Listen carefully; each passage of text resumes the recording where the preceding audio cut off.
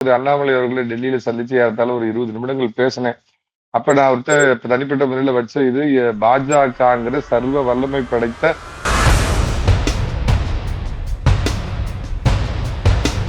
விஜயை எதிர்கொள்ளக்கூடிய நபர் திரு அண்ணாமலை தான். அதுல எனக்கு சந்தேகமே இல்லை. ஏன்னா அவருக்கு நேச்சுரலாவே பாத்தீங்கன்னா ஒரு ஐபிஎஸ் ஆபீசர் ஒரு பதவியை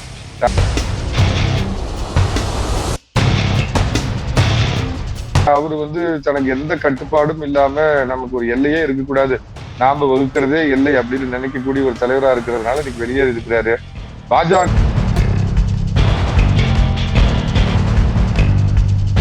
ஒரு சினிமா நடிகனை சினிமா கவர்ச்சியை நம்பி ஓட்டு போட்ட அந்த ஜாம்பி கூட்டத்தை எதிர்க்க தகுதி படைத்த தலைவர் திரு அண்ணாமலை அப்படின்னு நான் நம்புறேன்.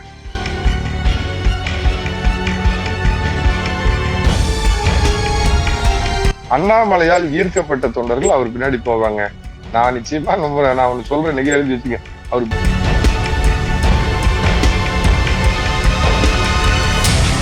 நேயர்களே வணக்கம். இன்று நம்முடன் அதிமுக ஆதரவாளர் திரு மதிப்பிற்குரிய சேலம் மணிகண்டன் சார் அவர் நம்மளுடன் நினைச்சிருக்காங்க. சார் வணக்கம் சார். வணக்கம் சார். வணக்கம் உங்களுக்கு, உங்க நேயர்களுக்கு வணக்கம். சொல்லுங்க சார். விஜய் அவர்கள் ஒரு இளைஞர் சக்தியை பயன்படுத்தி ஆட்சிக்கு வந்துட்டாரு. அதே மாதிரி மத்த அரசியல் கட்சிகளும் அதே மாதிரி ட்ரை பண்றாங்களா? திமுகவும் ஜென்சி அரசியல்னு கையில் எடுக்குது. அண்ணாமலை அவர்கள் பாஜகல இருந்து தனியா இதே மாதிரி ஒன்று ட்ரை பண்றாரு. எதனால சார் தமிழக அரசியல் களம் இளைஞர் சக்தியை நோக்கி நகருதா? இளைஞர் சக்தியை நோக்கி நகருதா, கிழவர்கள் எல்லாம் கைவிட்டுருச்சா அப்படிங்கிறது நீங்க கேட்கிற கேள்வியோட சாராம்சத்தை புரிஞ்சுக்கிட்டேன். அவருக்கு இருந்த சினிமா பின்புலம், ஒரு உச்சபட்ச நடிகர், கிட்டத்தட்ட ரஜினிகாந்துக்கு அடுத்து ஒரு சூப்பர் ஸ்டாரா இருந்தவர். அவர் திடீர்னு 2.5 வருஷத்துக்கு முன்னாடி அரசியல்ல குதிக்கிறாரு. அப்படியே பாராசூட் கட்டிக்கிட்டு குதிக்கிறாரு. டிஜிட்டல் மீடியாவை நாம அரசியலுக்கு பயன்படுத்தலாம், தேர்தல் களத்துக்கு பயன்படுத்தலாம்னு கண்டுபிடிச்சவர் மரியாதைக்குரிய பிரதமர் மோடி. 2014 அவர் தான் கண்டுபிடிச்சு முதல்ல இதை பயன்படுத்தினாரு. அவரே வாயை திறந்து பாக்குற அளவுக்கு இந்த நம்ம இன்னைக்கு விசிலடிச்சா பார்ட்டி அதை பெரிய லெவல்ல பயன்படுத்திக்கிட்டாங்க. அவங்க அது பெரிய உத்தின்னு சொல்லலாம் தம்பி. முதல்ல அது இட்ஸ் அ பீப்புள்ஸ் மேண்டேட்.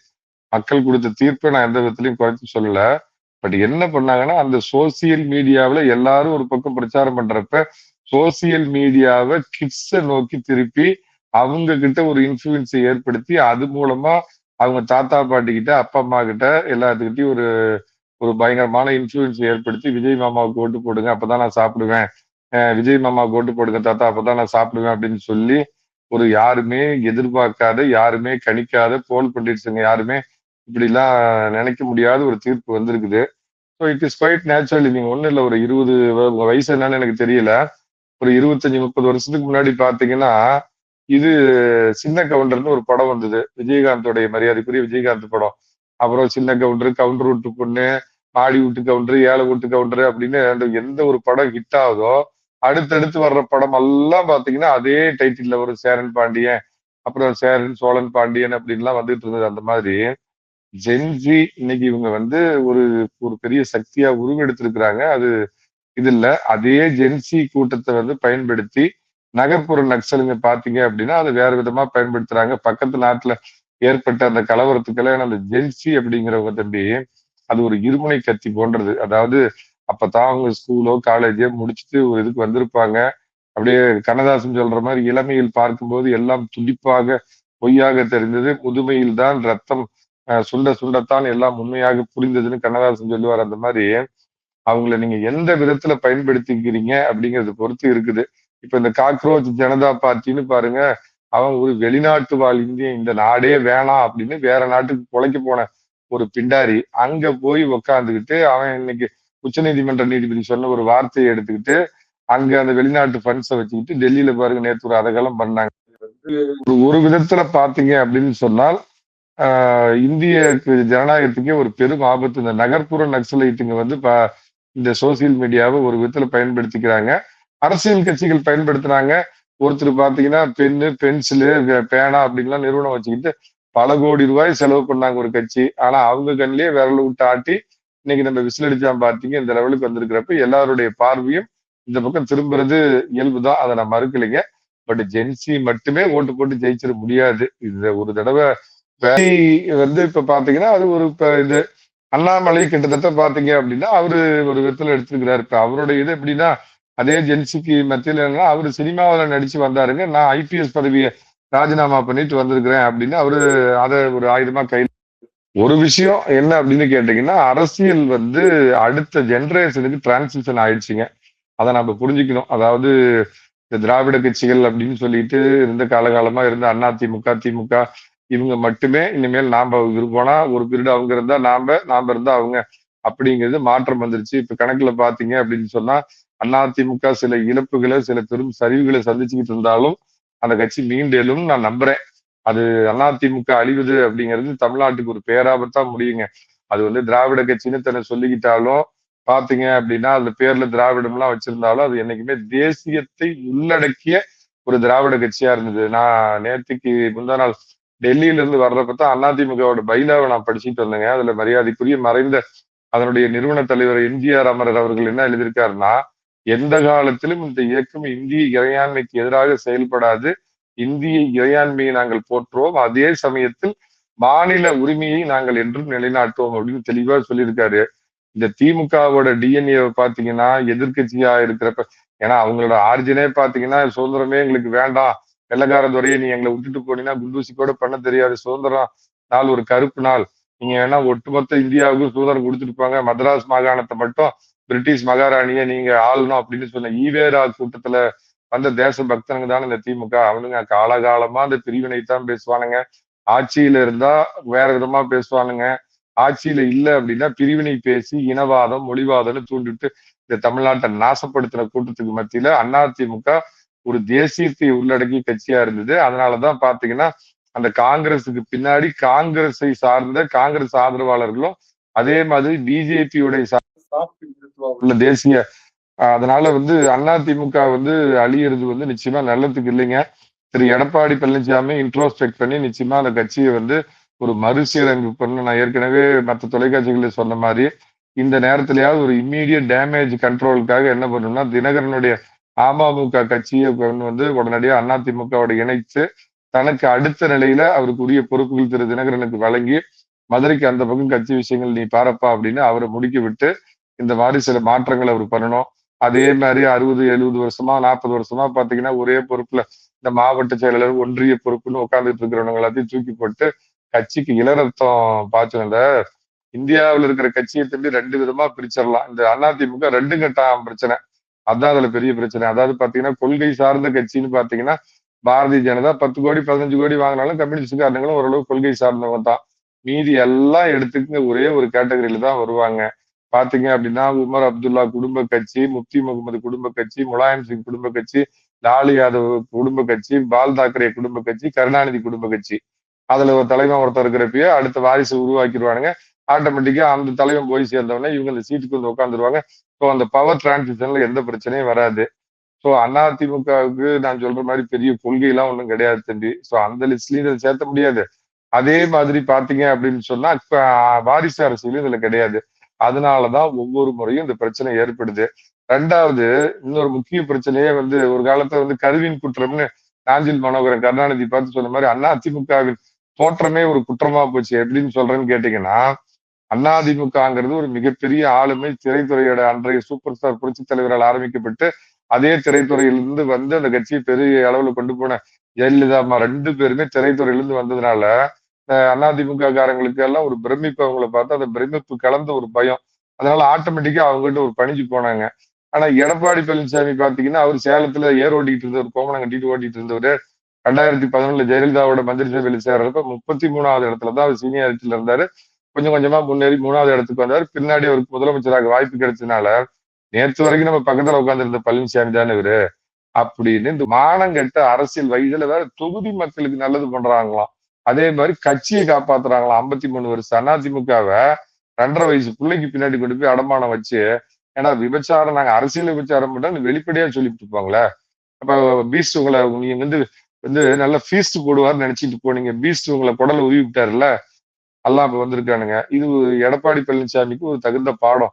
இந்த இலையுதிர் காலம், இந்த வயசானது, முட்டி போனது, முழங்காலு போனது, சொல்லு போனது, பல்லு போனதெல்லாம் தூக்கி எரிஞ்சிட்டு ஒரு 35 வயசு 50 வயது இளைஞர்கள் கட்சியில பொறுப்பை கொடுத்து இந்த ஐடிங்கிறதே அதிமுக ஒண்ணு காணாத போச்சு. அது நேத்து வரைக்கும் ஒருத்தர் தலைவரா இருந்தாரு. அவரு இங்க உட்காந்துக்கிட்டே திமுகவோட ஒற்றர் வேலை பார்த்துக்கிட்டு இருந்தது. இந்த மாதிரி எடப்பாடி கூட உட்காந்துக்கிட்டே ஒரு முதுகுல குத்தினதெல்லாம் அவரும் புரிஞ்சுக்கிட்டு, அவரும் தன் பக்கம் இருக்கிற சில தவறுகளை உணர்ந்து இந்த கட்சியை மறுசீரமைக்கணும். மீண்டும் நான் ஒரு தேசியத்தை வலியுறுத்தக்கூடியவங்கிற அடிப்படையில சொல்றேன். அதிமுக அழிவது என்பது தமிழ்நாட்டிற்கு நல்லது அல்ல.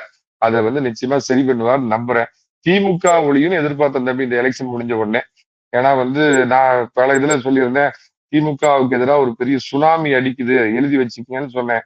அது நடந்தது. ஆனா அது அப்படியே அந்த டிரான்சிஷன் ஏடிஎம்கேக்கு வரும்னு நினைக்கிறப்ப, இவர் நம்ம கில்லி பாத்தீங்கன்னா டைம் டு லீட் அப்படின்னு அவரு உள்ள புகுந்துட்டாரு. இது எதிர்பார்க்காத ஒரு முடிவு தான். ஆனா எல்லாம் பார்த்தா தமாஷா இருக்குது தம்பி. ஏதோ இந்த சங்கர் படம் பாக்குற மாதிரி இருக்குது. அவர் நடந்து வர்றதே போட்டு சூட்டு போட்டுக்கிட்டு வர்றாரு. யார்ட்டையும் பேச மாட்டேங்கிறார். எல்லாம் ஸ்கிரிப்டட். அவரு ஜான் ஆரோக்கியசாமி டீம் பின்னாடி உட்காந்துட்டு இந்த இடத்துல நடங்க, 50 மீட்டர் சார் திரும்பி உட்காருங்க. சொல்லுங்க. அதுதான் சார் என்னுடைய அடுத்த கேள்வி அதுதான் சார். இப்போ நம்ம முன்னாடி போன ஆட்சியில முன்னாள் முதல்வர் ஸ்டாலின் அவர்கள் முதல்வராக இருந்தப்போ அவர் நம்ம ஒரு டேர்ம் வச்சு எதிர்க்கட்சிகள்லாம் அழைச்சாங்க, பொம்மை முதல்வர் அப்படின்னு. ஆனா இவர் மாற்றம்னு இவர் உட்காந்துட்டு அவருக்கே டஃப் கொடுக்குற மாதிரி எந்த ஒரு இதுவுமே பிரஸ் மீட் எதுவுமே இல்லாம என்ன என்ன செய்யறாரு அப்படிங்கறதே தெரியாம இருக்கு. இப்ப நீங்க சொன்ன கருத்து தான் நானும் சொல்றேன். அது இதே தொடர்ந்தா மக்கள் எப்படி பார்ப்பாங்க? டிஃபரன்ஸ் பார்ப்பாங்களா, இல்ல புதுசா வந்திருக்காரு பாத்துக்கலாம் அப்படின்ட்டு இருப்பாங்களா? அதாவது 2 விதமா இந்த கேள்வியை நான் உள்வாங்கிட்டு பதில் சொல்றேன் தம்பி. தனிப்பட்ட மனிதர்களுக்கு இருக்கிற நிறை குறைய பத்தி அவங்கள ஏதோ சிறுமைப்படுத்துறது என்னுடைய நோக்கம் இல்ல. நான் ஒரே ஒரு இது பண்றேன். ஒரு மேடை அமைக்குங்க. முன்னாள் முதலமைச்சர் என்ன 1.5 முழம் நீட்டி முழங்குவானுங்கள, முத்துவேல், கருணாநிதி, மு.க. ஸ்டாலின். சொந்த தொகுதியிலே வி.எஸ். பாபு இதை பண்ணாருல்ல, அந்த அவர் ஸ்டாலினையும் கூப்பிடுங்க. எடப்பாடி பழனிசாமி முன்னாள் எதிர்க்கட்சி தலைவர், அவரையும் கூப்பிடுங்க. விஜயும் கூப்பிடுங்க. தமிழ்நாட்டு பிரச்சனை பத்தி ஒரு 2 மணி நேரம் இவங்களை பேச சொல்லுங்க பார்க்கலாம். அதாவது மக்களை குற்றம் சொல்லக்கூடாதுங்க. எடப்பாடி பழனிசாமி அவர் எப்படி வந்தார் அரசியலுக்குன்னு நீங்க அவருடைய வரலாறு எடுத்தீங்கன்னா, கருணாநிதி எப்படி வந்தாருன்னு வரலாறு பேசுங்க. அரசியல் அது ராஜதந்திரம். ஆனா நான் என்ன சொல்றேன்னா தம்பி, கீழ் மட்டத்துல ஏர் பிடிச்சு கோமணம் ஓட்டிக்கிட்டு வெள்ளமண்டியில வேலை செஞ்சு கிளை செயலாளர் ஆரம்பிச்சு ஒவ்வொரு படிகள்லா அந்த இடத்துக்கு அந்த மனுஷனுக்கு சாதாரண வாழ்வாதார பிரச்சனை தெரியும். நீங்க தமிழ்நாட்டோட டெமோகிராபி, தமிழ்நாட்டுல எத்தனை நீர்த்தேக்கம் இருக்குது, தமிழ்நாட்டுல எத்தனை ஆறு ஓடுது, எது காவிரி டெல்டா, அத்தனையும் அவரோட ஃபிங்கர் டிப்ல இருக்கும். துண்டு பேப்பரோ A4, இது ஒண்ணு துண்டு சீட்டு, இன்னொன்னு A4 சீட்டு. இது 2 தான். இது 2மே இல்லாம எடப்பாடி பழனிசாமி பேசுவார். நான் உண்மையாலுமே இந்த முறை அவர் வருவார்னு எதிர்பார்த்தேன் தம்பி. வந்தா, ஏன்னா அவர்கிட்ட தனிப்பட்ட முறையில பேசுறதுக்கு எனக்கு வாய்ப்பு கிடைச்சப்ப சொன்னார், எனக்கு இந்த வாய்ப்பு கிடைச்சதுன்னா கிடைக்கக்கூடிய என்னுடைய கடைசி வாய்ப்பு. வரலாற்றுல எடப்பாடி பழனிசாமியோட ஆட்சி நல்லா இருந்தது அப்படின்னு சொல்லக்கூடிய அளவுக்கு நான் ஒரு ஊழல் இல்லாத ஆட்சியை கொடுப்பேன் அப்படின்னு அவர் ரொம்ப திடமா நம்பினாருங்க. தகுதி பார்த்தா தம்பி, யாரை எங்கே வைப்பது என்று யாருக்கும் தெரியல அப்படின்னு சொல்லுவாங்களே தம்பி. 1970கள்ல திரு எம்.ஜி. ராமச்சந்திரனை பார்த்து சினிமாவில அவர் பண்றதெல்லாம் பார்த்து, ஆஹா நிஜ வாழ்க்கையில் இப்படித்தான் இருப்பாருன்னு ஓட்டு போட்டேன். அந்த கூட்டத்தை கூட நான் ஏத்துக்கிறேன். ஆனா அவருக்கு குறைந்தபட்சம் காங்கிரஸ் கட்சியில் ஒரு 10 ஆண்டுகளும், திமுகவுல ஒரு கிட்டத்தட்ட ஒரு 15, 20 ஆண்டுகள், 30 ஆண்டுகள் அரசியல் அனுபவம் இருந்தது. அது கருணாநிதி தூக்கி எறிஞ்சோடனே அதை அப்படியே பயன்படுத்திட்டு அவர் அரசியலுக்கு வந்தார். ஸோ அவர் வெறும் நடிகரா மட்டும் நம்ம சொல்ல முடியாது. ஆனா அன்னைக்கு நடிகரை பார்த்து ஓட்டு போட்டங்கிறதோட அதை புரிஞ்சுக்க முடியுதுங்க. இந்த நவீன நூற்றாண்டுல இந்த விஜய் நடிச்ச படத்தை பார்த்துட்டு விஜய்க்கு நடிகருங்கிற அந்த ஒரு தகுதியை தவிர எதை பார்த்து தம்பி இந்த மக்கள் ஓட்டு போட்டாங்க? மரியாதைக்குரிய, மாண்புக்குரிய அவருக்கு ஓட்டு போட்ட தாய்மார்களே, அவருக்கு ஓட்டு போட்ட ஜென்சி இளைஞர்களே, அவருக்கு ஓட்டு போட்ட பல்லு போன தாத்தாக்களே, எல்லாம் வாலிப வயோதிக அன்பர்களே, எல்லாத்தையுமே கேட்கிறேன். ஒரு 5 ஆண்டுகள் குறைஞ்சபட்சம் அவர் அரசியல் களத்துல மக்கள் பிரச்சனைனா, அந்த ரேஷன் கடைனா விஜய்க்கு என்னன்னு தெரியுமா? அந்த ரேஷன் கடையில புளுத்து போன அரிசி போடுறாங்க, அதை பத்தி ஏதாவது தெரியுமா? சீமெண்ணை வாங்குறதுக்கு கிருஷ்ணாயில் வாங்கல, அதுக்கு மக்கள் எவ்வளவுன்னு கஷ்டப்படுறாங்கன்னு தெரியுமா? அவரு பான் வித் டைமண்ட்ஸ் பூணுங்க, 7 ஸ்டார் ஹோட்டல்ல இருப்பாரு, பரந்தூர் பங்களாவுல வாழ்ந்தாரு. வெளியே வந்தாருன்னா கேரவனு, வெளியே போறதுக்கு BMW காரு, பறக்கிறதுக்கு சார்ட்டர்ட் பிளைட் வாழ்ந்த ஒரு மனிதனுக்கு அவர் இதை சொல்றாரு. இந்த கோட்டு போடுறதுல கூட அரசியல் இருக்குது தெரியுமில்லைன்னா, இனிமே இவரு ரொம்ப சோத்துக்கே இல்லாம கஷ்டப்பட்டு வந்தவர் இப்படி கோட்டு போட்டு வாழ்றங்கிற மாதிரி சங்கர் படம் பாக்குற மாதிரி இருக்குது தம்பி. அவருக்கு உள்ளபடியே எதுவுமே மக்களுடைய பிரச்சனை தெரியாது.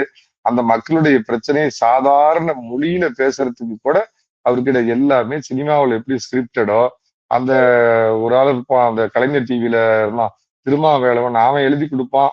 அதை வந்து லேட்டஸ்ட் பிரைம் மினிஸ்டர் கூட அந்த மாதிரி ப்ராம்ப்டர் கிடையாது. அந்த ப்ராம்ப்டரை வச்சுக்கிட்டு நம்ம ஆக முத்துவேல் கருணாநிதினு போன பீரியட்ல ஒண்ணு கூவிச்சு. அது கூட ஏதாவது பாத்தீங்கன்னா பிரஸ்காரங்கிட்ட ஏற்கனவே கேள்வி எழுதி கொடுத்துட்டு, சார் காலை உணவு நீங்க என்னவா எடுத்துக்கிறீங்க இப்படின்னு கேட்பானுங்க. அதையாவது கர்மம் தலையில அடிச்சுக்கலாம். இப்ப உள்ளவர்கிட்ட நீங்க நெருங்கவே முடியாது. டெல்லியில தமிழ்நாடு ஹவுஸ்ல பத்திரிகையாளர் எல்லாம் sir mister Vijay sir Vijay sir அப்படின்னு கூப்பிடுறாங்க. அவர் அப்படியே திரும்பி பீஸ்டுதா அப்படின்ட்டு போறாரு. இது என்ன விதமான ஆச்சு? நீங்க தயவு செஞ்சு உங்க கேமரா எடுத்துட்டு போய் பொதுமக்கள்கிட்ட கேளுங்க. இது எல்லாம் என்ன நினைச்சிட்டாங்கன்னா, நம்ம பேரன் கேட்கறான், பேத்தி கேட்கறான், நம்ம ஒரு ஓட்டு போடுறதுனாலே மாற போகுது. எப்படியும் திமுக வேண்டாம், அண்ணா திமுக வரணும், மத்தவங்க ஓட்டு போட போறோம். நம்ம ஒரு ஓட்டுனால மாறிட போகுதுன்னு எல்லாருமே மொத்தமா போய் இந்த பீஸ்டுக்கு ஓட்டு போட்டாங்க. அந்த பீஸ்ட் இன்னைக்கு பிடிச்சி ஆடுது. என்ன ஒரு தனித்திறமை! ஒரு மாசத்துல ஒருத்தரை நம்ம மதிப்பீடு செய்ய முடியாதுங்க. ஒரே ஒரு விஷயம் கேட்கிறேன். வந்த உடனே ஜானவரகிசாமி எழுதி கொடுத்த வசனத்தை படிச்சார்ல, வெள்ளை அறிக்கை வெள்ளை அறிக்கை மெர்சலின் வெள்ளை அறிக்கை அப்படின்னார சொல்லி இன்னைக்கு ஒரு மாசம் ஆச்சு. 10 நாளைக்கு முன்னாடி பக்கத்து ஸ்டேட் கேரளாவுல பதவி ஏற்றுட்ட மரியாதைக்குரிய அந்த முதலமைச்சர் பாத்தீங்கன்னா வந்த 4வது நாள் வெள்ளை அறிக்கை கொடுத்துட்டு பாருங்க இவ்வளவுதான் நம்ம கஜானாவுல காசு இருக்குதுன்னு சொல்றாரு. அந்த வெள்ளை அறிக்கைன்னா இது வரைக்கும் உங்களால கொடுக்க முடியல. என்ன இவர்கிட்ட நிர்வாக திறமை! சினிமா நடிகர் அப்படிங்கிற ஒன்னை தாண்டி விஜய் என்ன மக்களுக்கு கஷ்டப்பட்டார், மக்களுக்காக பாடுபட்டார், மக்களோட கூட இருந்து போராடினாரு. இவருக்கு ஓட்டு போட்டாங்க. சினிமா கவர்ச்சி அன்னைக்கு எம்ஜிஆரை பார்த்து ஓட்டு போட்டாங்க. நாடக கோட்டையில வசனம் எழுதின கருணாநிதி பார்த்து ஓட்டு போட்டாங்க. ஜெயலலிதா அம்மாவை பார்த்து ஓட்டு போட்டாங்க. அதான் ஒரு டிவியில பேசுறப்ப again and again you are searching your chief minister from cinema கொட்டாய் ஒன்லி ஃபார் தமிழா இதான்னு கேட்டேன். அந்த மாதிரி கேடு கெட்டு போயிருக்கு தம்பி. நான் திரும்ப சொல்றேன், நான் மக்களுடைய தீர்ப்பு நான் இது பண்ணல. ஐயா எடப்பாடி பழனிசாமி 4.5 வருஷம் நான் அடிக்கடி சொல்லுவேன், 7.5 இல்லாத 4.5 ஆண்டு நல்லாட்சி கொடுத்த பழனிசாமி வேண்டுமா, திராவிட மாடல் ஆட்சி கொடுத்த ஸ்டாலின் வேணுமாங்கிறேன். அந்த மாதிரி அரசியல் அவரோட பெர்ஃபார்மன்ஸ் பார்த்து ஓட்டு போடுங்க. ஸ்டாலினுடைய அரசியல் பெர்ஃபார்மன்ஸ் பார்த்து ஓட்டு போடுங்க. இல்ல மாற்றம் என்ன அவனு கேட்கிறேன். அந்த தமிழ் தேசிய அதிபர்னு ஒருத்தன் சுத்திட்டு திரிவான ஊர் முழுக்க எல்லாம் இலங்கை தமிழத்தை ஏமாத்திட்டு பணம் வாங்கிட்டு ஒருத்தன் இங்க தமிழ் தேசியம் பேசிட்டு அந்த ஆளு தொண்டை தண்ணி கத்துறான மாற்றம் வேணும்னு அவனுக்கு ஓட்டு போட்டிருக்கலாமே. சீமானுக்கு ஓட்டு போட்டிருந்தீங்கன்னா நீ மாற்றம் நான் ஏத்துக்குவேன். வேணாம் 2 திராவிட கட்சி வேணாம்பா. தொண்டை தண்ணிக்கு அண்ணன் வந்து வெளிநாட்டுல எல்லாம் வாங்கிட்டு இருந்தாலும் லேண்ட் ரோவர் கார்ல வந்தாலும் அண்ணனுக்கு ஓட்டு போடணும். அந்த அப்ப இது சினிமா கவர்ச்சியை தவிர விஜய்க்கு என்ன அடிப்படையில் ஓட்டு போட்டீங்க அனுபவிக்க போறீங்க. எந்த நிர்வாக திறமையில எல்லாம் எல்போர்டு பசங்க மாதிரி இருக்குது. அந்த அமைச்சரவை கொடுத்து பார்த்தா தமாஷா இருக்குது. ஒரு அம்மா தம்பி எஃப்டிஐ ஃபாரின் டைரக்ட் இன்வெஸ்ட்மெண்ட் முதலீட்டாளர்களை அழைக்கிறோம்னா அது எவ்வளவு ஒரு சீரியஸான விஷயம். ஆனானப்பட்ட நரேந்திர மோடியை வெளிநாட்டுக்கு போய் அங்க ஒரு சம்மிட் கூட்டத்தை ஏற்பாடு பண்ணி எங்க நாட்டுக்கு முதலீடு பண்ண வாங்க அப்படின்னு கூப்பிடுறாரு. அது ஆனானப்பட்ட ஜெயலலிதாவே அந்த சம்மிட்டை இங்க தமிழ்நாட்டுல நடத்தி அவங்களெல்லாம் விருந்து பிரச்சாரம் பண்ணி வாங்கன்னு கூப்பிடுறாங்க. இந்த அம்மா ரீல் சுத்தி கேக்குது. எங்க போய் அதாவது ஆள தெரியாதவங்கிட்ட நாடு போச்சு, வாழ தெரியாத பொண்டாட்டிக்கு கணக்கா இப்படி ஆயிப்போச்சு தம்பி தமிழ்நாடு. இது நிச்சயமா அது மக்கள் இந்த ஒரு மாசத்துல நீங்க வெளியே எடுத்துட்டு போய் கேட்டீங்கன்னா இது என்னங்க கோமாளி ஆட்சி மாதிரி இருக்குது. முதல்ல அவர் பாருங்களேன், இன்னும் அமைதியின் சொரூபி மாதிரி வாய்த்தவர். அவர் 4 தான் அப்படி வருவாரு, இப்படிம்பாரு, அப்படி ஒரு சிரிப்பு சிரிப்பாரு, அப்படி மெதுவா நடந்து போவாரு. இது என்னங்க பெரிய கோட்டுகள் நீங்க. ஏன்னா அம்பேத்கர் தாழ்த்தப்பட்ட பட்டியலின வகுப்புல இருந்து ஒன்று சேர்ந்தவர். பாடுறா நான் இவ்வளவு படிச்சிருக்கிறேன், நான் வந்து தாழ்த்தப்பட்டவன் கிடையாதுன்னு கோட்டு போட்டார். காந்தி என்ன பண்ணாருன்னா, நான் பெரிய பணக்கார குடும்பத்துல பிறந்திருந்தாலும் என் நாடு வறுமை நாடு, சோ நான் இந்த மாதிரி அரை நிர்வாணமா தான் இருப்பேன்னு அவரு உடைய திறந்தார். அதுக்கு அர்த்தம் உண்டு. நீங்க born with silver spoon boss. உங்க அப்பா பெரிய டைரக்டரு. நீங்க என்னைக்காவது கவர்மெண்ட் ஸ்கூல் என்ன உங்களுக்கு என்னன்னு தெரியுமா? கவர்மெண்ட் ஸ்கூல்ல பிள்ளைகளுக்கு கக்கூஸ் இருக்குதான்னு உங்களுக்கு தெரியுமா? நீங்க என்ன புதுசா போட்டுக்கிட்டு வரீங்க? ஒரு தாழ்த்தப்பட்ட ஒரு பேச்சுக்கு வச்சுக்கீங்க. திருமாவளவன் அந்த பதவிக்கு ஒரு வேலை வந்திருந்தா கூட திருமாவளவன் அந்த மாதிரி போட்டுக்கிட்டு இருந்தா அதை புரிஞ்சுக்கலாம். ஒரு காலகாலமா ஒடுக்கி வைக்கப்பட்ட ஒரு சமுதாயத்திலிருந்து வந்திருக்கிறாரு. சோ அந்த மேல்தட்டு உடை அணிறாருன்னு. இது என்ன ஒரு ட்ரெஸ்ஸிங் கோடு எனக்கு புரியல. இது யார நீங்க இது பண்றதுக்கு? அந்த அம்மா என்னமோ பார்த்தா ஏதோ அமெரிக்க செனட்டர் மாதிரி ஒண்ணு ஐ ஆம் யுவர் இண்டஸ்ட்ரி மினிஸ்டர். ஏன்னா வந்து தலையெழுத்து அதுதான் வந்து சொல்றேன். அறுக்க தெரியாதவங்க கையில 10 அருவாளை கொடுத்த மாதிரி எல்லாம் அந்த விசில் அடிச்ச பிள்ளைங்க, போஸ்ட் அடிச்ச பிள்ளைங்க இதெல்லாம் சேர்ந்து ஆட்சி அமைச்சிருக்குது. இதையும் தமிழ்நாடு கடந்து போகும். அதுதான் சார். நீங்க வந்து முன்னாடி ஒரு வாரத்துக்கு முன்னாடி இன்னொரு ஊடகத்துல சொல்லியிருந்தீங்க, இந்த மாதிரி இந்த கூட்டத்தை வந்து எதிர்கொள்றதுக்கு அண்ணாமலை வந்து தகுதியான ஆளு, அண்ணாமலையால முடியும் அப்படின்னு நீங்க சொல்லியிருந்தீங்க. ஆனா அப்போதைக்கு அவர் வந்து பாஜகவில இருந்து வெளியே வரல, இப்போதைக்கு வந்துட்டாரு. இப்போதைக்கு உங்க நிலைப்பாடு என்ன சார்? அவரால முடியுமா? இந்த இந்த இந்த இதை ஃபேஸ் பண்ண முடியுமா அவரால? நான் 2 நாளைக்கு முன்னாடி ஒரு முடிவு அறிவிக்கிறதுக்கு முத நாள் திரு அண்ணாமலை அவர்களை டெல்லியில சந்திச்சு ஏறத்தாழ ஒரு 20 நிமிடங்கள் பேசினேன். அப்ப நான் அவர்கிட்ட தனிப்பட்ட முறையில வச்ச இது பாஜகங்கிற சர்வ வல்லமை படைத்த அந்த யானை மேல ஏறி நீங்க நின்னீங்கன்னா தான் அந்த ஜாம்பி கூட்டத்தை உங்களால வெற்றி பெற முடியும் சார். அதனால பாஜக விட்டு விலகுறேங்கிற முடிவை நீங்க மறுபரிசீலனை பண்ணுங்க அப்படின்னு சொல்லி கேட்டேன். பட் அவர் ஆல்ரெடி டிசைட் பண்ணிட்டார். அவர் பிஜேபி விட்டு போகணும். அவரு கொஞ்சம் இந்த பிராந்திய இந்த மாநில உணர்வும்பாங்களே அந்த மசாலையும் கொஞ்சம் தடவுனா தான் நம்ம வந்து ஜெயிக்க முடியும்னு முடிவு பண்ணிட்டார். பட் எனிகவ் நான் என்ன சொல்றேன்னா தம்பி, திமுக அழிஞ்சு போகணும். தேசிய உணர்வோட இருக்கிற அதிமுக ஒரு மறு உயிர் பெறணும். அதிமுக அழியக்கூடாது. ஆனால் 2031ல இந்த சினிமா கூட்டத்தை, ஜாம்பி கூட்டத்தை, சோசியல் மீடியா கூட்டத்தை, டிஜிட்டல்ல வச்சு அரசியலுக்கு வந்த இந்த கூட்டத்தை வந்து எதிர்க்கக்கூடிய அந்த வயசும் அது அதாவது பாம்பின் விஷத்தை பாம்பால் எடுக்கணும்பாங்க. அதாவது பாம்பு கடிச்சிருச்சுன்னா இன்னொரு பாம்புல இருந்து விஷத்தை எடுத்து ஊசியை போட்டீங்கன்னா தான் அந்த ஆளை காப்பாற்ற முடியும்னு சொல்லுவாங்களா. அந்த மாதிரி விஜயை எதிர்கொள்ளக்கூடிய நபர் திரு அண்ணாமலை தான். அதுல எனக்கு சந்தேகமே இல்லை. ஏன்னா அவருக்கு நேச்சுரலாவே பாத்தீங்கன்னா ஒரு ஐபிஎஸ் ஆபீசர் ஒரு பதவியை ராஜினாமா பண்ணிட்டு வந்திருக்கிறாரு. தான் சில உயரங்களை தொட பாஜக ரொம்ப சாதுரியமா பயன்படுத்திக்கிட்டு சரியா திரு ரங்கராஜ் பாண்டே அவர்களுடைய பேட்டியில ஒரு வார்த்தை சொன்னார். ரொம்ப ரொம்ப 1000 அர்த்தங்கள் புரிந்த வார்த்தைகள் அது. என்ன சொன்னார்னா ரங்கராஜ் பாண்டே, திரு அண்ணாமலை அவர்கள் என்று பாஜகவில் இணைந்தாரோ அன்றே என்று வெளியேறப் போகிறோம் என்ற தேதியை குறித்து விட்டுத்தான் சேர்ந்தார் அப்படின்னார். அது 1000 அர்த்தம் உள்ள வார்த்தை. பாஜகவோடைய இருந்து நிச்சயமா அதை அவரால் சாதிச்சிருக்க முடியுங்க. பட் அவரு வந்து தனக்கு எந்த கட்டுப்பாடும் இல்லாம நமக்கு ஒரு எல்லையே இருக்கக்கூடாது, நாம வகுக்கிறதே எல்லை அப்படின்னு நினைக்கக்கூடிய ஒரு தலைவரா இருக்கிறதுனால இன்னைக்கு வெளியேறி இருக்கிறாரு. பாஜகவில் இருந்திருந்தாருன்னா நிச்சயமா விஜயை வீழ்த்திருப்பாருன்னு என்னால அறுதிட்டு சொல்ல முடியுங்க. பட் தனி கட்சி இன்னைக்கு ஆரம்பிச்சிருக்கிறார் அப்படிங்கிறப்ப அவரால் வீழ்த்த முடியுமா அப்படிங்கிறதுல எனக்கு ஒரு சந்தேகம் இருக்குது. என்றாலும் ஒரு சினிமா நடிகனை சினிமா கவர்ச்சியை நம்பி ஓட்டு போட்ட அந்த ஜாம்பி கூட்டத்தை எதிர்க்க தகுதி படைத்த தலைவர் திரு அண்ணாமலை அப்படின்னு நான் நம்புறேன். அது நடக்கும் அப்படின்னும் ஒரு 50% அதுக்கு வாய்ப்பு இருக்கிறதா நான் நம்புறேன். அதிமுகவும் மறு எழுச்சி பெற்று அந்த இடத்துக்கு வரும். இந்த ஜாம்பி கூட்டத்தை நிச்சயமா 2031க்குள்ள இது பண்ணி தமிழ்நாடு சொல்ல போனா சகஜ நிலைமைக்கு திருமணம் இந்த சினிமா செட்டிங் எல்லாம் காலி பண்ணி சகஜ யாரையாவது ஒருத்தரை பார்த்தா அதுல இன்னொருத்தர் இருக்கிறாரு. என்ன அமைச்சர் ரமேஷ், அவர் ஏழை பிராமண குடும்பத்தை சேர்ந்தவராம், முகமூடி போட்டுட்டு போனாராம். இந்து சமய அறநிலைத்துறை நான் பிராமணன் அப்படின்னு அங்க போய் ஈவேரா சிலைக்கு மாலை போடுறாரு. எந்த ஒரு பிராமணனாவது முதல்ல ஈவேரா சிலையை ஏத்துக்குவானா? சரி அது நடிக்கிறீங்க, அதான் இவங்க 5 தலைவர்னு வச்சுட்டு ஊரே ஏமாத்துவாங்களா அந்த மாதிரி. அந்த கோயிலுக்குள்ள போனியா அந்த போய் 2 ஐயருங்களை பிடிச்சாரா, அவங்களுக்கு பாவம் கவர்மெண்ட் சம்பளமே கிடையாது சார். அவனுங்க அந்த கோயில்ல பாவம் உஞ்ச விருச்சம் பண்ணிக்கிட்டு சாப்பிடுறவனுங்க என்னமோ பெரிய ஒரு ஊழலை பிடிச்ச மாதிரி 2 ஐயருங்களை பாவம் பிடிச்சு நிக்க வச்சு இது பண்ணி கொள்ள கொள்ள கோடி கோடியா அறநிலைத்துறையில அடிச்சிட்டு இருக்கிறான். அதுல யாரையாவது அரெஸ்ட் பண்ணாங்களா? அது கிடையாது. எங்க சேலத்துல இருந்து ஒரு அமைச்சர் இருக்கிறாரு, பார்த்திபன் அப்படின்னு ஒரு அருமையான அமைச்சர். முன்னாள் சிடி கடை ஓனர், சிடி கடை வச்சுட்டு இருந்தார். எனக்கு தெரிஞ்சு நான் காலேஜ்ல படிக்கிறப்ப நான் எல்லாம் போய் சிடி எல்லாம் வாங்கியிருக்கிறேன் அவர்கிட்ட. அவரை போய் பிரச்சனையை பார்த்துட்டோம்னா, நான் நீ சாப்பிட்டப்பா, நான் சாப்பிடவே இல்லப்பா, என்ன பண்றதுங்க, தமிழ்நாட்டோட தலையெடுத்து 50 வருஷத்துக்கு முன்னாடி தான் சினிமா கோட்டாயில இருந்து ஆளை தேர்ந்தெடுத்தீங்க. இவ்வளவு கேட்டா தமிழன் என்று ஒரு இனம் உண்டு, தனித்தே அதற்கு ஒரு குணம் உண்டுங்கிறீங்க. என்னமாடா சினிமா தேட்டர்ல தேடுறீங்க? அன்புமிக்க தமிழ் சகோதரர்களா, உங்க தலையெழுத்து. ஆனா நல்லது நடக்கும் நம்புறேன். சார், நீங்க வந்து இன்னொரு இன்டர்வியூல சொல்லியிருந்தீங்க, இந்த உரையாடலை பத்தி பேசியிருந்தீங்க. நீங்களும் அண்ணாமலை அவர்களும். நீங்க வந்து கொள்கையை பத்தி பேசும்போது, அவர் வந்து இத தேசியம் அண்ட் வித் ஸ்டேட் இன்ட்ரெஸ்டோட இருந்தால் வந்து நல்லா இருக்கும் அப்படின்னு அவர் பேசினதாக நீங்க சொன்னீங்க. அது அவர் எந்த விதத்துல ஸ்ட்ரெஸ் பண்றாரு? ஏன்னா அவர் வந்து லாங்குவேஜ் விஷயத்துல அவர் ரொம்ப அவர் ஏதோ இங்க உள்ள கட்சிகள் மாதிரியே நிலைப்பாடு எடுக்க போறத மாதிரி நிறைய அறிகுறிகள் எல்லாம் காட்டிட்டாரு.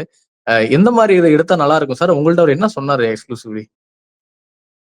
அது நீங்க ரொம்ப ஒரு நல்ல பாயிண்ட் தொட்டுக்கிறீங்க. நான் வந்து பேசுறப்ப சொன்னேன் சார், ஜி.கே. மூப்பனார் வந்து காங்கிரஸ்ல இருந்து விலகி தமிழ் மாநில காங்கிரஸ் ஆரம்பிச்சப்ப அவரு அந்த ஒரு அருமையான ஸ்லோகன் வச்சிருந்தாரு சார். அது அந்த ஸ்லோகன் வந்து அட்டகாசமான ஸ்லோகன். அதாவது பாத்தீங்கன்னா, வளமான தமிழகம், வலிமையான பாரதம் அப்படின்னு சொல்லி தன்னுடைய அந்த தேசிய பார்வை பிளஸ் தமிழகத்தின் நலன் அப்படிங்கிற அந்த இதை வச்சிருந்தாரு. அதை நீங்க வேணா ஜி.கே. வாசன்கிட்ட பேசிட்டு கூட அந்த வாசகத்தை நீங்க எடுத்துக்கணும் சார் அப்படின்னா, நிச்சயமாலாம் நீங்க சொல்றது நல்ல ஒரு பாயிண்ட் தான், நான் யோசிக்கிறேன்னு சொல்லி சொன்னாரு. சார் அவரு நான் என்ன கேட்கிறேன்னா சார், ஒரு மாநில உரிமை அப்படின்னு சொல்லி பேசுறாரு. முதல்ல எனக்கு அதுல ஒரு மாறுபட்ட கருத்து இருக்குது சார். சார் நான் இந்தியாவுல 28 மாநிலங்கள் இருக்குது. 27 மாநிலங்களுக்கு இருக்கிற எந்த உரிமை தமிழ்நாட்டுக்கு மறுக்கப்படுது சார். நீங்க வட மாநிலம் கூட விட்டுறலாம். ஹிந்தி வேலா பான் பராக் வாங்க, ஹிந்தி பேசுறவங்க விட்டுருங்க. ஆந்திரா, கர்நாடகா, கேரளா, தெலுங்கானா, பாண்டிச்சேரி இந்த 5 பாண்டிச்சேரி கூட விட்டுருங்க. இந்த 4 மாநிலத்துக்கு கொடுக்கக்கூடிய எந்த உரிமை தமிழ்நாட்டுக்கு மறுக்கப்படுது? இது காலகாலமா திமுக பண்ணி வச்ச ஒரு டிராப்புங்க. வடக்கு வாழுது, தெற்கு தேயுது, தமிழா சொற்றால் அடித்த பிண்டமே, இப்படின்னே காலகாலமா சொல்லி அந்த காலத்துல வலிமையா இருந்த காங்கிரஸ் கட்சிய எதிர்த்து இங்க இனம், மொழின்னு ஏற்படுத்தி அதுல 41 பேரை சாவடிச்சு ஹிந்தி எதிர்ப்பு போராட்டம்னு 26 பேரை தீக்குளிச்சு, அந்த தீக்குளிச்சவன் யாராவது இன்னைக்கு ஒரு கவுன்சிலர் அவன் குடும்பத்தை சேர்ந்தவன் ஆனானா அதுக்கெல்லாம் பதில் இல்ல. இவனுங்க வயிற்று பொழப்புக்கு நடத்துறதுக்கு மும்மொழி கொள்கைன்னு வச்சுக்கிட்டு பாத்தீங்கன்னா சிபிஎஸ்இ ஸ்கூல்ல வச்சு நடத்துறான். ஆனா கருணாநிதி ஒண்ணு கொண்டாந்து உலகம் போராட்டம், உலகமே நின்னு வியந்து பார்த்த சமச்சீர் கல்வி. ஏடா மானங்கட்ட முன்னாள் அமைச்சருங்க திமுக காரணங்களே, நீங்க இருமொழி கொள்கைன்னா நீ நடத்துற ஸ்கூல்ல இருமொழி கொள்கை வைடா. ஸ்டேட் பாடத்தை உன் ஸ்கூல்ல வச்சு நடத்தலாம. வயிற்று பொழப்பியான எவனும் வரமாட்டான், கல்லா கட்ட முடியாது. அதே மாதிரிதான் நீட் நாடகமும் பண்றானுங்க. இவனுங்க வச்சிருக்கிற பிரைவேட் ஆஸ்பத்திரி எல்லாம் சீட்டு ஏலம் போயிருமேன்னு இப்ப அண்ணாமலை அதான் சார் வர மாநில நலன் தழுவிய நான் ஒரு இந்திய பார்வைங்கிறார். நாளைக்கு நீட்டை பத்தி என்ன சார் சொல்ல போறாரு?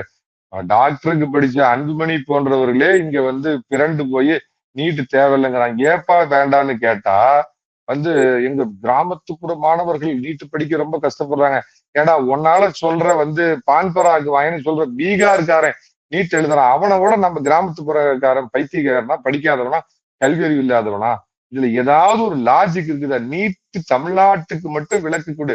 ஆனா தமிழன் என்ற ஒரு இனம் உண்டு, தனித்தேர்தற்கு ஒரு குணம் உண்டு. நாங்க வடநாட்டை விட நாங்க ஐரோப்பா மாதிரி எங்களை தனியா பிரிச்சு விட்டீங்கன்னா பெரிய வளர்ச்சி காணுவோம். எங்க கல்வி குறியீடை பாத்தியா? எல்லா குறியீடும் பார்த்தோம். அதெல்லாம் ஒஸ்தி. ஆனா நீட் எழுதுறான், ஆஹாஹா என் கிராமப்புற மாணவனை பாரு, அவனால படிக்க முடியாது. ஆனா பீகார்காரன் எழுதுவான். என்ன லாஜிக்? இதுல அண்ணாமலை என்ன ஸ்டாண்ட் எடுக்க போறாருங்க? நான் கேட்க போறது, நீட் தேவையில்லைங்கன்னா தமிழ்நாட்டுக்குன்னா அதுக்கு பஜனை கோஷ்டி 10ஓட 1 11. நீங்க நாங்க ஏற்கனவே பஜனை கோஷ்டி காங்கிரஸ்ல இந்த திமுகவில் ஆரம்பிச்சு அண்ணா திமுக அப்ப சைடா குரல் கொடுக்கும். அண்ணா திமுக நம்ம தமிழ் தேசிய அதிபர் மருத்துவம் படிச்ச டாக்டர் அன்புமணி இருக்கிற அத்தனை பேரும் பிஜேபி விட்டு எல்லாமே நீட்டை எதிர்ப்பாங்க. இது அண்ணாமலை என்ன ஸ்டாண்ட் எடுக்க போறாரு? இது மும்மொழி திட்டத்தை அண்ணாமலை ஆதரிப்பாரா எதிர்ப்பாரா? ஒண்ணு மும்மொழி கொள்கை வேணுங்கன்னா அப்படின்னாலே பார்த்தல மறு வச்சுட்டு பிஜேபி அனுப்பினாலும்பாங்க. ஸோ அதை ஆதரிச்சாலும் சிக்கல். இப்ப நீட்ல அண்ணாமலை என்ன நிலைமை எடுக்க போறாரு? அதுக்குதான் நான் என்ன அவர்கிட்ட சொன்னேன்னா, சார் நீங்க அந்த தேசியத்தின் பக்கமே நின்று இதுக்கெல்லாம் நீங்க வெளுத்து போராடுங்க சார். உட்கட்சி பிரச்சனை மோடிக்கு இல்லையா சார்? நான் கேட்கிறேன், மோடி பிரதமர் ஆகிறப்ப கோவாவில் நடந்த தேசிய செயற்குழுல மோடியை பிரச்சார குழுவின் தலைவரா 2013 போடுறப்ப மோடியோட குருன்னு சொல்லப்பட்ட மோடியை யார் வளர்த்தாங்களோ அந்த எல்கே அத்வானி பிஜேபியினுடைய பிதாமகர் அவர் அதை எதிர்த்து ராஜினாமா பண்றாரு சார். இதை நான் ஏத்துக்க மாட்டேன், மோடிக்கு இந்த ப்ரமோஷன் நீங்க கொடுக்கறத நான் ஏத்துக்க மாட்டேன்னு சொல்லி யார வளர்த்தி விட்டாரோ அந்த எல்கே அத்வானி பிரதமர் மோடிக்கு எதிராக அவர் இது பண்றாரு. அதையெல்லாம் தாண்டி மோடி ஒவ்வொரு கட்டமா இதெல்லாம் எதிர்கொண்டு தானே சார் இன்னைக்கு இந்த நாட்டுடைய பிரதமர் அவர் வந்திருக்கிறாரு. அண்ணாமலை என்ன எதிர்பார்க்கிறாருன்னா, டோட்டல் ரூம் என்கிட்ட வெள்ளை அடிச்சு கொடுங்க, என்ன யாரும் கேட்க கூடாது, சீனியருங்க யாரும் இருக்கக்கூடாது, RSSக்கு பதில் சொல்ல மாட்டேன், மத்திய தலைமைக்கு பதில் சொல்ல மாட்டேன், நான் கட்சியை வளர்த்துறேன். அது என்ன சார்? கிரிக்கெட்னா ரூல்ஸ் இருக்கு சார், ஃபுட்பால்னா ரூல்ஸ் இருக்கு சார், டென்னிஸ்னா ரூல்ஸ் இருக்கு சார், குத்து சண்டைனா ரூல்ஸ் இருக்கு சார். அந்த ரூல்ஸுக்குள்ளதானே சார் நீங்க இதை விளையாடி ஜெயிக்க முடியும். எந்த ரூல்ஸும் இல்ல, குத்து சண்டை எங்க வேணாலும் மேல குத்துவேன், கீழே குத்துவேன், வயிற்று கீழே கூட குத்தி நான் ஜெயிப்பேன்னா இது எப்படி இருக்குது? அது அண்ணாமலை இந்த மாதிரி சிக்கலை எப்படி எதிர்கொள்ள போறாரு எனக்கு தெரியல. நான் மீண்டும் சொல்றேன், ஒரு திறமையான தலைவர், ஒரு நேர்மையான தலைவர், அதில் எனக்கு மாற்று கருத்து கிடையாது. ஆனா அவர் என்ன நினைக்கிறாருன்னா, மாநில உரிமையை உள்ளடக்கிய நான் தேசியவாதியா இருப்பேன்னு இப்ப சொல்லியிருக்கிறாரு. போக போக நான் தேசியவாதி கட்டாயிடும். அநேகமா மோடியை திட்ட மாட்டாரு, பிஜேபி எல்லாம் விட்டு பொழந்து கட்டுவாருன்னு நினைக்கிறேங்க. பிஜேபி எல்லாம் அவரு வழக்கமா திட்டுவாரு, இந்த மாநில உரிமைன்னு பேசுவார். நான் என்ன கேட்கறேன்னா, இந்த மாநில உரிமை இந்த மட்டையை பேசுறதுக்கு ஏற்கனவே 10 பேர் இருக்கிறானே, அதுக்கு எதுக்கு நீங்க இந்த வேஷம் போடுறீங்க அப்படின்னு தான் எனக்கு புரியல. அண்ணாமலையோட அரசியலை பார்த்துட்டு தான் சார் சொல்ல முடியும். எனிகம் இந்த ஜாம்பி கூட்டத்தை ஒழிக்கிறதுக்கு அவர் தான். ஆனா அதுக்கு எடுத்த ஆயுதம் நீங்க சரியான ஆயுதமாகிறது எனக்கு சந்தேகமா இருக்குது. என்ன இருந்தாலும் உங்களை தான் நம்புறோம், இந்த ஜாம்பி கூட்டத்தை நீங்க தான் முடிக்கணும். அதிமுக அதுக்கு பலமா இருக்குன்னு நான் நம்புறேன். சார் இறுதி கேள்வி சார். நீங்க வந்து இந்த சொல்லியிருந்தீங்க எப்படியும் அவர் வந்து மோடி அவர்களை வந்து திட்டமாட்டாரு. இன்னொரு என்னன்னா பாஜகவிலிருந்து தான் அவருக்கு சப்போர்ட்டர்ஸ்கள் நிறைய பேர் அங்க போயிருக்காங்க. இங்கேருந்து நிர்வாகிகள் தான் அங்க பெரும்பாலும் அங்க போயிருக்காங்க. அப்படிங்கிறப்போ எல்லாரும் அந்த கொள்கையில தான் இருப்பாங்க. ஸோ அப்படி இருக்கும்போது பிஜேபி திட்டுறதோ இல்ல மோடி அவர்களை திட்டுறதோ எந்த விதத்துல அவருக்கு பாதிப்பு ஏற்படும் தெரியல. அதே சமயம் இவங்க வந்து பிஜேபி பி டீம் சொன்னா அவர் இப்படியும் பண்ணும். ஏதோ நடுநிலையில இருந்து அவர் மாட்ட போறான்னு தெரியுது. ஏன்னா இன்னொரு கேள்வி என்னன்னா ஒருவேளை பிஜேபி அவர் வந்து திட்டினால் பிஜேபி வந்து வேறு விதமாக அவரை வந்து அணுகுமா? நான் எதை சொல்றேன் உங்களுக்கு தெரியும். வேற மாதிரி அவர் வந்து ட்ரீட் பண்ணுமா? எப்படி இவர் சொன்னாரா நான் திமுக அதிமுக மாதிரி தான் நான் பாஜகவும் பாக்குறேன்னு. ஒருவேளை பாஜகவும் இவரை வந்து திமுக தாவேக்கா மாதிரி பார்த்துச்சுன்னா என்ன பண்றது? அதுக்காக கேட்கறேன். நான் மதிக்கக்கூடிய பத்திரிகையாளர் மணி அவர் இருப்பாரு. அவரு நிச்சயமா யார்ட்டையும் காசு வாங்காத ஒரு நேர்மையா பேசக்கூடியவர். அதுல எனக்கு மாற்று கருத்து இல்லைன்னா ஒரே ஒரு பிரச்சனை என்னன்னா ராத்திரி எழுப்பி ஏதாவது கேட்டீங்கன்னா கூட வந்து மோடி ஒழிக மோடி ஒழிக அப்படின்னு தான் சொல்லுவாருங்க. அவருக்கு வந்து மோடி எதிர்ப்பு பாசிச பாயாச பாஜக எதிர்ப்புன்னு அவர் அப்படியே பழக்கப்பட்டு போயிட்டார். அவரு முந்தா நாள் ஒரு டிவியில சொல்றாரு, பாஜகவால் உருமாற்றம் செய்ய அனுப்பப்பட்ட அண்ணாமலை பாஜகவை எதிர்த்து பேச இவருக்கு தைரியம் இருக்குதா? நான் கேக்குறேங்க. தமிழ்நாட்டுல அதாவது ஜனா கிருஷ்ணமூர்த்தின்னு ஒரு தலைவர் இப்ப இந்த அண்ணாமலை காலத்துல முருகன் காலத்துல வந்தவங்களுக்கு எல்லாம் ஏன்னா நான் அந்த கட்சியில ஒரு 17 ஆண்டு காலம் பயணித்தவன். ஜனா கிருஷ்ணமூர்த்தி வாஜ்பாய் காலத்துல எல்லாரும் போராட சியாம் பிரசாத் முகர்ஜி காலத்துல கேட்டப்ப நீங்க இளைஞர்களே வாருங்கள் அப்படிங்கிறப்ப மதுரையில மிகப்பெரிய வக்கீலான ஜனா கிருஷ்ணமூர்த்தி தன்னோட கோட்டை கழட்டி போட்டு போனாரு. பிற்காலத்துல வாஜ்பாய் அரசாங்கத்துல இருக்கிறப்ப அவரு சட்டத்துறை அமைச்சராகவும் பாஜக அகில இந்திய தலைவராக இருந்த தமிழர் ஜனா கிருஷ்ணமூர்த்தி கடைசி காலத்துல 2000த்துல சட்ட அமைச்சரா இருந்தவர் தான் பொண்ணுக்கு கல்யாணம் பண்றதுக்கு கடன் வாங்கி காசை கடன் வாங்கி கல்யாணம் பண்ணாரு. அந்த மாதிரி இருந்தாங்க. இலகணேசனுடைய கால்படாத ஊர் எங்கேயுமே இருக்காதுங்க. பொன் ராதாகிருஷ்ணன் சுத்தாத கிராமம் எதுவுமே கிடையாது. டிபி ராதாகிருஷ்ணன் இன்னைக்கு அண்ணாமலை பண்ணத 2000ங்கள்லயே அதை வேற ஒரு டைமென்ஷன்ல கொண்டு போனவரு. ஹெச் ராஜா சும்மா ஒரு இடத்துல போய் நின்று பேசினாருன்னா 1000 பேர் கூடுவாங்க. எங்க சேலத்தை சேர்ந்த KN லட்சுமணன் எல்லாம் ஜனசங்க காலத்துல இருந்து அதுக்கு பாடுபட்டு இதெல்லாம் வந்தாங்க தம்பி. இப்ப இதுல என்னன்னா இப்படி எல்லாம் கஷ்டப்பட்டு வளர்த்துன கட்சியை நீ பரவாயில்ல நாங்க வளர முடியலனாலும் பரவாயில்ல நீ போய் ஒரு மறு வச்சுக்கிட்டு வேற ஒரு கட்சி வச்சு இது பண்ணிக்க அதை எங்க கட்சியா நீ வலிச்சு கூட்டிட்டு போகணும் எந்த பைத்தியக்கார தலைவராவது நினைப்பாங்களா? அண்ணாமலை மேல நான் அறிந்த வரைக்கும் அமித்ஷா கடுமையான வருத்தத்தில் இருக்கிறார். அதாவது ஒரு கர்நாடகத்துல இருந்த ஒரு 50 IPS ஆபீசர்ல ஒருத்தரா இருந்த நீங்க அந்த பதவி ராஜினாமா பண்ணிட்டு வந்தப்ப உங்களுக்கு அடைக்கலம் கொடுத்து யாருக்கும் கொடுக்காத அளப்பரிய அளவிட முடியாத அளவுக்கு உங்களை இவ்வளவு பெரிய 4 வருஷத்துல அண்ணாமலைனா குக்கிராமம் கூட எந்த சினிமா பின்புலமோ கவர்ச்சியோ எதுவுமே இல்லாத இவ்வளவு உயரத்தை கொடுத்தோம். ஆனா நீங்க ஒரு விதத்துல எங்க கட்சிக்கு துரோகம் பண்ணிட்டு வெளியே போறீங்க அப்படின்னா பிரதமர் அவர் சந்திக்கல. எனக்கு தெரிஞ்ச வரைக்கும் மரியாதைக்குரிய பிரதமரை சந்திக்க மரியாதைக்குரிய அண்ணாமலை 2-3 தடவை முயற்சி பண்ணி பிரதமரை சந்திக்கல. அப்படிங்கிறப்ப அவங்க செட் பண்ணி அனுப்பிச்சு விட்டாங்கன்னு இங்க இருக்கிற மத்தவங்க சொல்லலாம். இந்த பிரியன் இந்த திமுக சொம்பு தூக்கிங்க 4-5 பேர் திரிவாங்களே அவங்க எல்லாம் சொல்லலாம். அத மூத்த பத்திரிகையாளர் மணி இப்படி சொல்றாரு. ஏன் சார் அவங்க விரல் எடுத்து அவங்களே பிஜேபி முதல்ல குத்திக்குவாங்களா? அது ஒரு அற்பத்தனமான மலிவான அரசியலுங்க. 2வது அண்ணாமலை அதான் நான் சொல்ற மாதிரி சார் நான் டென்னிஸ் விளையாடுவேன்னா எந்த ரூல்ஸும் இருக்கக்கூடாது. நான் கிரிக்கெட் விளையாடுவேன் எந்த ரூல்ஸும் இருக்கக்கூடாது அப்படின்னு எதிர்பார்க்கிறாருங்க. இந்த மாதிரி சிக்கல் தான் இப்ப அவருக்கு வரப்போகுது. இப்ப நீங்க பிஜேபி 2ஆ பிரிச்சுக்கணும். முருகன் காலத்திற்கு முன்பு முருகன் காலத்திற்கு பின்பு அப்படின்னு பிரிச்சுக்கணும். அந்த முருகன் காலத்துக்கு முன்பு வரைக்கும் பாத்தீங்க அப்படின்னா நான் சொன்னேன் இல கணேசன், பொன் ராதாகிருஷ்ணன், CP ராதாகிருஷ்ணன், H ராஜா இவங்க எல்லாம் இருந்த காலத்துல பாத்தீங்கன்னா அது கம்யூனிஸ்ட் மாதிரி தொண்டர் இருப்பான். ஊருக்கு 2 பேர் தான் இருப்பான். இல்ல ஊருக்கு 4 பேர் தான் இருப்பான். ஆனா அவன் சாகுற வரைக்கும் பிஜேபி அந்த கட்சி தான் எனக்கு இந்துத்துவா என்னுடைய கொள்கை அப்படின்னு இருப்பான். அந்த முருகன் காலத்துல தான் இது ஒரு பெரிய கேட்டை திறந்து வச்சாங்க. யார் வேணாலும் வாங்க வரலாம் அப்படின்னு வர்றப்ப அதுக்கு அதே மாதிரி அண்ணாமலை வந்தப்ப அவருடைய இந்த அடிதடி பேச்சு இதெல்லாம் வந்தப்ப அண்ணாமலையால் கவரப்பட்ட ஒரு கூட்டம் இன்னைக்கு அவர் நோக்கி போவோம். இப்ப இந்த பொதுச் செயலாளராக இருந்த கரு நாகராஜன் போனாருன்னா அது ஒரு பெரிய இஷ்யூவா பேசலாம். கரு நாகராஜன் ஒரு பிஜேபி காரர் கிடையாது. அவர் சரத்குமார் கட்சியில இருந்து எனக்கு தெரிஞ்சு ஒரு 4 வருஷத்துக்கு முன்னாடி வந்து சேர்ந்தாரு. நீங்க திருப்பதி நாராயணன் சொல்லுங்க அந்த கட்சியில காலகாலமா பயணிக்கிற அந்த மாதிரி சித்தாந்தத்தை நம்பக்கூடிய பிஜேபி தொண்டர்கள் பிஜேபியில தான் இருப்பாங்க. அண்ணாமலையால் ஈர்க்கப்பட்ட தொண்டர்கள் அவர் பின்னாடி போவாங்க. நான் நிச்சயமா நம்புறேன். நான் ஒண்ணு சொல்றேன் இன்னைக்கு எழுதி வச்சுக்க அவர் பிஜேபி விட்டு வெளுத்து வாங்குவாரு. தேவைப்பட்டா மோடியும் திட்டுவாரு. அதுக்கு சம்மந்தப்பட்டவங்க அப்புறம் அவரோட பயணிக்கிறவங்க அப்படியே இருப்பாங்க. பிஜேபி ஆனா ஒரு வெற்றிடம் தான். பிஜேபி மறுபடியும் 0ல இருந்து தான் ஆரம்பிக்கணும் தமிழ்நாட்டுல. அது அண்ணாமலை கிட்டத்தட்ட ஒரு ரீஜனல் பார்ட்டி தான். அவர் தேசியம்னு சொல்லிக்கிட்டாலும் இவங்களோட நாளைக்கு போட்டி போடுறப்ப அவரும் தன்னை ஒரு ஒரு மாநில நலன் சார்ந்த உரிமை போராளியா தான் தன்னை காமிச்சுக்குவாருன்னு நினைக்கிறேன். இது காலத்தின் கோலம். அண்ணாமலை செய்தது வந்து சரியா தவறா அது அவர் மனசாட்சிக்கு உட்பட்டது. கடைசி கட்டத்துல அவர் எவ்வளவோ சமாதானப்படுத்தி கூட வச்சுக்கிறதுக்கு பிஜேபி முயற்சி பண்ணுச்சு. அதெல்லாம் அவர் முடிவு பண்ணிட்டாரு. பாண்டே சொன்ன மாதிரி அவர் சேர்ற நாள்லயே விலகிறதுக்கான நாள் குறிச்சிட்டு தான் சேர்ந்தாருன்னு சொன்ன மாதிரி அவர் இது பண்ணிட்டார். எனிகும் நோக்கம் அதாவது நீங்க வந்த வழி உங்க இது இதா இருக்கட்டும். இந்த விஜய்ங்கிற ஜாம்பி கூட்டத்தை ஒழிக்கிறதுக்கு நீங்க ஒரு முதன்மையான போராளியா உங்களை பாக்குறேன். வாழ்த்துக்கள் மரியாதைக்குரிய அண்ணாமலை சார். சார் ரொம்ப ரொம்ப ரொம்ப நன்றி சார். முதல் முறையா நம்மளுடைய சேனலுக்கு வந்து நீங்க வந்து பேட்டி கொடுத்தது ரொம்ப ரொம்ப நன்றி sir. Thank you very much sir. நன்றிங்க. உங்களுடைய வாசகர் மூலமா உங்களை சந்திக்கிறதுக்கு எனக்கு ஒரு நல் வாய்ப்பு கொடுத்தீங்க. அது மனதில் உள்ள சில ஆதங்கத்தின் வெளிப்பாடுனால நான் கொஞ்சம் கொஞ்சம் வரம்பு மீறிய வார்த்தைகள் கூட பயன்படுத்திருக்கலாம். அப்படிப்பட்ட வார்த்தைகள் ஏதாவது உங்களை காயப்படுத்தினா பார்க்கக்கூடிய நேயர்கள்ட்ட நான் மன்னிப்பு கேட்கிறேன். நான் சொல்லக்கூடிய கருத்து உங்ககிட்ட அதே வலிமையோட வந்து சேரணும் அப்படிங்கிறதுக்காக தான் நான் சொன்னேன். ஜெய்ஹிந்த்.